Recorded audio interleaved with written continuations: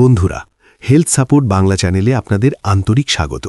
আমাদের শরীরের ভেতরে দুটি গুরুত্বপূর্ণ অঙ্গ রয়েছে যারা কোনো বিরতি ছাড়াই ২৪ ঘন্টা ধরে আমাদের সুস্থ রাখতে কাজ করে যায়।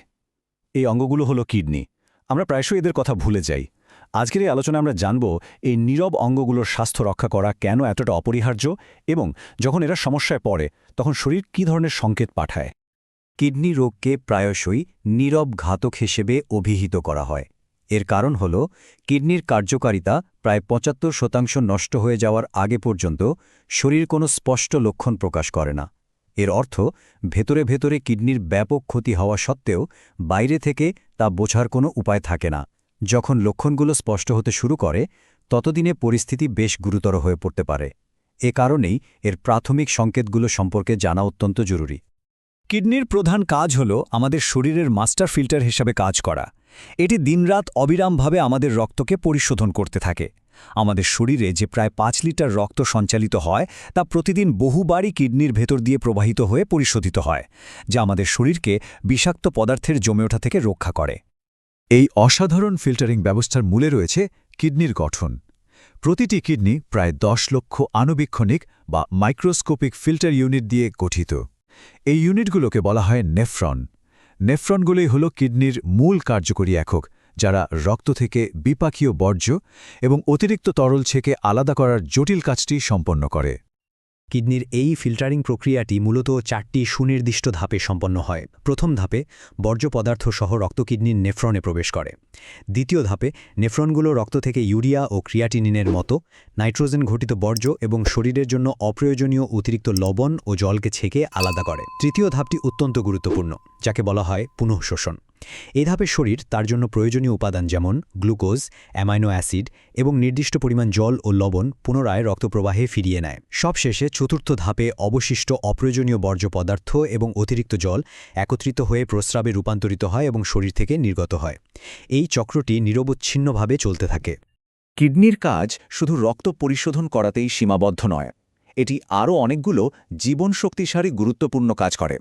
এটি রেনিন নামক একটি এনজাইম নিঃসরণ করে রক্তচাপ নিয়ন্ত্রণে সাহায্য করে। এটি শরীরে জল এবং সোডিয়াম ও পটাশিয়ামের মতো ইলেকট্রোলাইটের নিখুঁত ভারসাম্য বজায় রাখে। এরিথ্রোপোয়েটিন নামক একটি হরমোন তৈরির মাধ্যমে এটি অস্থিমজ্জাকে লোহিত রক্তকণিকা উৎপাদনে উদ্দীপ্ত করে, যা আমাদের কোষে অক্সিজেন পৌঁছে দেয়। এমনকি আমাদের হাড়ের স্বাস্থ্যের জন্য অপরিহার্য ভিটামিন ডিকে তার সক্রিয় রূপে রূপান্তরিত করার দায়িত্ব কিডনির। সুতরাং কিডনি কেবল একটি ফিল্টার নয়, এটি শরীরের বহুবিধ ব্যবস্থাপনার কেন্দ্র। কিডনির প্রধান কাজগুলোর একটি যেহেতু প্রস্রাব তৈরি করা, তাই কিডনির কোনো সমস্যা হলে তার প্রথম কিছু সংকেত প্রস্রাবের পরিবর্তনের মাধ্যমেই প্রকাশ পায়। এই পরিবর্তনগুলো সঠিকভাবে পর্যবেক্ষণ করলে অনেক আগেই সমস্যার ইঙ্গিত পাওয়া সম্ভব। একজন সুস্থ মানুষের প্রস্রাব সাধারণত স্বচ্ছ বা হালকা হলুদ বর্ণের হয়, তবে কিছু অস্বাভাবিক পরিবর্তন দেখা দিলে সতর্ক হওয়া প্রয়োজন। যেমন প্রস্রাবে যদি ক্রমাগত অতিরিক্ত ফেনা তৈরি হয় যা সহজে মিলিয়ে যায় না, তবে তা একটি গুরুত্বপূর্ণ সতর্ক সংকেত। এর কারণ হল ক্ষতিগ্রস্ত কিডনির ফিল্টার দিয়ে অ্যালবুমিন নামক প্রোটিন রক্ত থেকে প্রস্রাবে চলে আসে, যা ফেনা তৈরি করে। প্রস্রাবের রং গাঢ়, বাদামি বা লালচে হয়ে যাওয়া, রাতে ঘুমানোর সময় বারবার প্রস্রাবের জন্য ঘুম ভেঙে যাওয়া অথবা প্রস্রাবের পরিমাণে আকস্মিক ও উল্লেখযোগ্য পরিবর্তন আসাও কিডনির কার্যকারিতা হ্রাসের ইঙ্গিত বহন করে। কিডনির কার্যকারিতা যেহেতু সমগ্র সংবহনতন্ত্রের সাথে জড়িত, তাই এর সমস্যার প্রভাব কেবল মূত্রনালীতে সীমাবদ্ধ থাকে না। এর লক্ষণগুলো শরীরের বিভিন্ন অংশে প্রকাশ পেতে পারে। এখন আমরা সেই শারীরিক সংকেতগুলো সম্পর্কে জানব। কিডনির কার্যকারিতা যখন কমে যায় তখন তার ফলস্বরূপ সারা শরীরে বিভিন্ন উপসর্গ দেখা দেয়। এর মধ্যে রয়েছে কোনো কারণ ছাড়াই ক্রমাগত ক্লান্তি ও দুর্বলতা অনুভব করা, পা, গোড়ালি বা মুখে জল জমে ফুলে যাওয়া, ত্বক শুষ্ক হয়ে যাওয়া এবং অস্বাভাবিক চুলকানি, ক্ষুধামন্দা এবং মুখে এক ধরনের ধাতব স্বাদ অনুভব করা। এমনকি মনোযোগে ঘাটতি এবং শ্বাসকষ্টও হতে পারে। এই লক্ষণগুলো অন্য অনেক সাধারণ রোগের সাথে মিলে যাওয়ায় মানুষ প্রায়ই এগুলোকে উপেক্ষা করে, কিন্তু এগুলো কিডনির সমস্যার কারণেও হতে পারে। কিডনি রোগের ক্ষেত্রে অস্বাভাবিক ক্লান্তির একটি সুনির্দিষ্ট জৈবিক কারণ রয়েছে। সুস্থ কিডনি এরিথ্রোপয়েটিন নামক একটি হরমোন উৎপাদন করে যা আমাদের অস্থিমজ্জাকে লোহিত রক্তকণিকা তৈরির জন্য সংকেত পাঠায়। যখন কিডনি ক্ষতিগ্রস্ত হয় তখন এই হরমোনের উৎপাদন কমে যায়, ফলে শরীরে লোহিত রক্তকণিকার পরিমাণও হ্রাস পায়। লোহিত রক্তকণিকার প্রধান কাজ হল ফুসফুস থেকে শরীরের সমস্ত কোষে অক্সিজেন পরিবহন করা। এর সংখ্যা কমে গেলে শরীরে অক্সিজেনের ঘাটতি দেখা দেয়, যা থেকে অ্যানিমিয়া বা রক্তাল্পতা সৃষ্টি হয়। এই অ্যানিমিয়ার কারণে শরীর প্রচণ্ড ক্লান্ত ও দুর্বল হয়ে পড়ে। শরীরের বিভিন্ন অংশে, বিশেষত সকালে ঘুম থেকে ওঠার পর চোখের চারপাশে বা দিনের শেষে পা ও গোড়ালিতে ফোলাভাব দেখা দেওয়াও কিডনির সমস্যার একটি গুরুত্বপূর্ণ লক্ষণ। এর কারণ হল সুস্থ কিডনির শরীর থেকে অতিরিক্ত সোডিয়াম বা লবণ প্রস্রাবের মাধ্যমে বের করে দেয়, কিন্তু কিডনির কার্যক্ষমতা কমে গেলে সেই অতিরিক্ত সোডিয়াম শরীরে জমা হতে থাকে। সোডিয়ামের ধর্ম হল জল ধরে রাখা, ফলে শরীরে অতিরিক্ত জল জমতে শুরু করে এবং মাধ্যাকর্ষণের প্রভাবে সেই জল পা, গোড়ালি ও পায়ের পাতায় জমা হয়ে ফোলাভাব তৈরি করে, যাকে ডাক্তারি পরিভাষায় ইডিমা বলা হয়। কিডনি ক্ষতিগ্রস্ত হওয়ার পেছনে কিছু নির্দিষ্ট রোগ বা পরিস্থিতি দায়ী।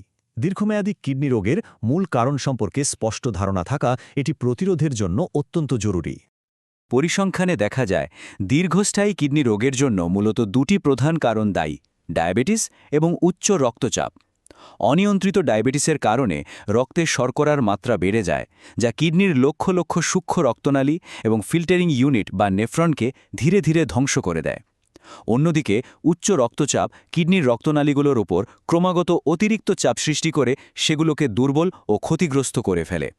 তাই এই দুটি অবস্থাকে কিডনির প্রধান সূত্র হিসেবে গণ্য করা হয়। উচ্চ রক্তচাপ এবং কিডনি রোগের মধ্যে একটি ক্ষতিকর চক্র বা ভিশাস সাইকেল কাজ করে। একদিকে উচ্চ রক্তচাপ কিডনির রক্তনালীগুলোকে ক্ষতিগ্রস্ত করে, এর ফিল্টার করার ক্ষমতা কমিয়ে দেয়।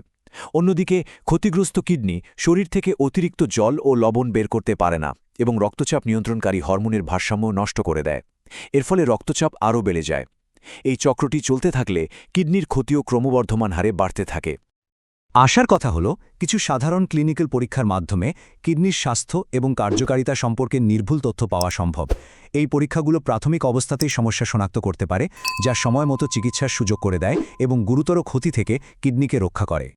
কিডনির স্বাস্থ্য মূল্যায়নের জন্য চিকিৎসকেরা প্রধানত 3টি পরীক্ষা ব্যবহার করেন।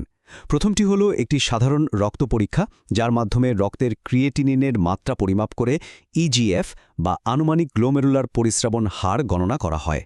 এটি কিডনি কতটা ভালোভাবে রক্ত ফিল্টার করছে তার একটা নির্ভরযোগ্য সূচক। দ্বিতীয়টি হল প্রস্রাব পরীক্ষা, বিশেষ করে এসিআর বা অ্যালবুমিন টু ক্রিয়েটিনিন রেশিও। প্রস্রাবে অ্যালবুমিন প্রোটিনের উপস্থিতি কিডনি ক্ষতির একটি অত্যন্ত প্রাথমিক লক্ষণ। এবং তৃতীয়টি হল একটি আল্ট্রাসাউন্ড স্ক্যান, যার মাধ্যমে কিডনির আকার, আকৃতি এবং এর ভেতরে কোনো পাথর, সিস্ট বা অন্য কোনো গঠনগত ত্রুটি আছে কিনা তা সরাসরি দেখা যায়। কিডনি রোগ অনেকাংশেই প্রতিরোধযোগ্য। কিছু নিয়মমাফিক জীবনযাত্রার পরিবর্তন এবং প্রতিরোধমূলক পদক্ষেপ গ্রহণের মাধ্যমে কিডনিকে দীর্ঘকাল সুস্থ ও কর্মক্ষম রাখা সম্ভব। এখন আমরা সেই উপায়গুলো নিয়ে আলোচনা করব। কিডনি সুস্থ রাখার ভিত্তি হল একটি স্বাস্থ্যকর জীবনযাত্রা। এর জন্য সবচেয়ে গুরুত্বপূর্ণ দুটি পদক্ষেপ হল রক্তচাপ এবং রক্তের শর্করার মাত্রা কঠোরভাবে নিয়ন্ত্রণ করা। এর পাশাপাশি খাদ্যতালিকায় প্রক্রিয়াজাত খাবার ও অতিরিক্ত লবণ গ্রহণ কমানো জরুরি। স্বাস্থ্যকর ওজন বজায় রাখা এবং নিয়মিত ব্যায়াম করাও কিডনির ওপর চাপ কমায়। ধূমপান কিডনির রক্তনালীর সরাসরি ক্ষতি করে, তাই এটি সম্পূর্ণভাবে বর্জনীয়। চিকিৎসকের পরামর্শ ছাড়া ঘন ঘন ব্যথানাশক ওষুধ, বিশেষ করে এনএসএআইডি গ্রুপের ওষুধ সেবন করা থেকে বিরত থাকতে হবে। পরিশেষে শরীরকে সতেজ রাখতে পর্যাপ্ত পরিমাণে জল পান করা এবং 30 বছর বয়সের পর থেকে, বিশেষ করে যাদের ঝুঁকি রয়েছে, তাদের জন্য নিয়মিত স্বাস্থ্য পরীক্ষা করা কিডনিকে সুরক্ষিত রাখার শ্রেষ্ঠ উপায়। আলোচনা শেষে একটি বিষয় অনুধাবন করা জরুরি। আমাদের শরীর সমস্যার শুরুতে প্রায়ই সূক্ষ্ম সংকেত পাঠায়, কিন্তু দৈনন্দিন জীবনের ব্যস্ততায় আমরা কি সেই সংকেতগুলো শোনার জন্য যথেষ্ট মনোযোগী? কিডনির স্বাস্থ্য আমাদের সামগ্রিক সুস্থতার একটি ভিত্তি। সঠিক সচেতনতা এবং সময়মতো পদক্ষেপ গ্রহণের মাধ্যমে আমরা আমাদের এই নীরব প্রহরীদের রক্ষা করতে পারি।